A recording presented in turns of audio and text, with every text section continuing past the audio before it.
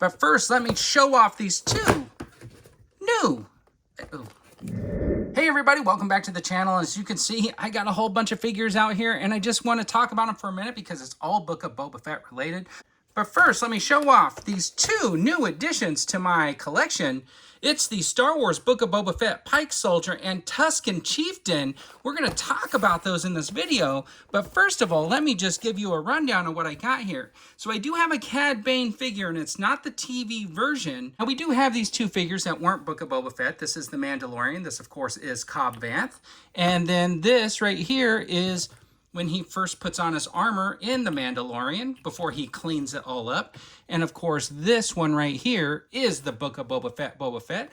But I want to do is show this one off again, and you can check out my video. I did a custom of this guy when I realized there was this clone head underneath the armor of those remnant stormtroopers, and I made a version for myself of the cleaned up version of the armor before it came out. And as you know, I did a couple of custom black chrysanthemums until this official version came out.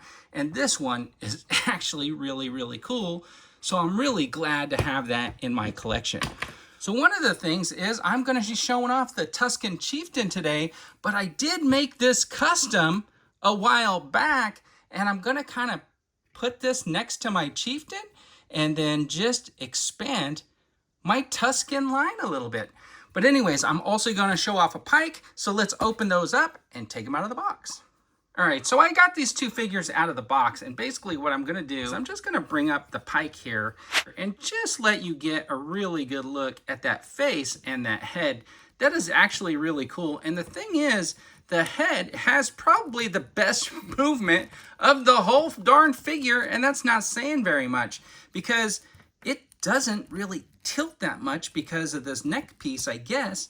But unfortunately, these Star Wars figures are getting down to this like less than 90 degrees or just about 90 degree on the arm.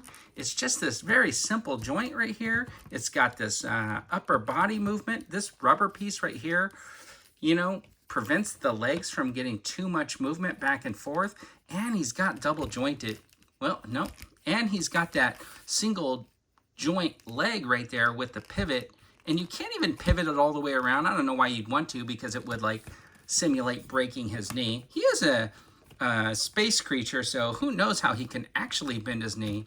He looks really good though. I mean, there's a lot of details in here. I mean, you got these little pieces here, you got this nice paint apps right here. Look at the belt. The belt's got some good detail on it. That's not bad.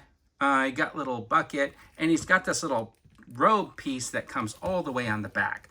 Now the good thing about this is, even though it was like $24.99 hanging on the pegs, or 26 bucks or something like that hanging on the pegs, in the Target app it scanned $19.99, so they did match that price.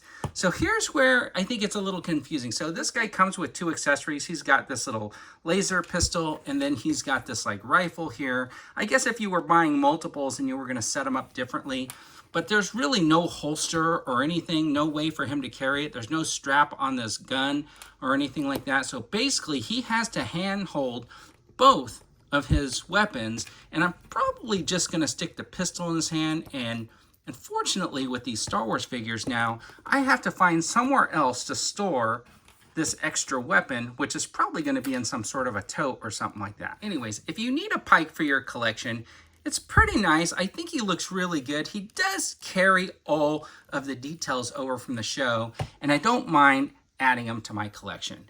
Now, I do want to talk about this Chieftain for a little bit, because I was having trouble bending the arm because it was pivoted different, and I couldn't figure out why the arm wasn't bent. He does hold his staff like that, and I had to do this where I pulled down the dress a little bit, or the robe, to be able to see the peg in the arm, and you can see the arm underneath, and it's the same. It basically gets that little bit more than 90 degrees. But you know, he is the Chieftain, so he's not going to be doing a whole lot of acrobatic activity and stuff like that. I am worried though that when they build the other characters, they're going to do something like with this hard plastic that's only split on the side, and then you get these generic kind of double jointed legs. Now they're kind of cool because they're double jointed, so you are going to get some more articulation, but the robe is just very poofy to me.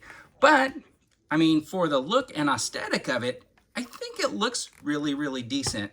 So I have my version of my Tusken Raider here, and you can see the bantha stick came apart. I don't know where that piece is right now. I've been moving some stuff around.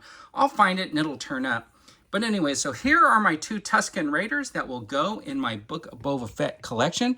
And this one, luckily, will be able to hang out a little bit longer in my collection, just because this is the version they made instead of this one. Are you going to rush out and make sure that Pike and that Chieftain are part of your collection? Let me know in the comments.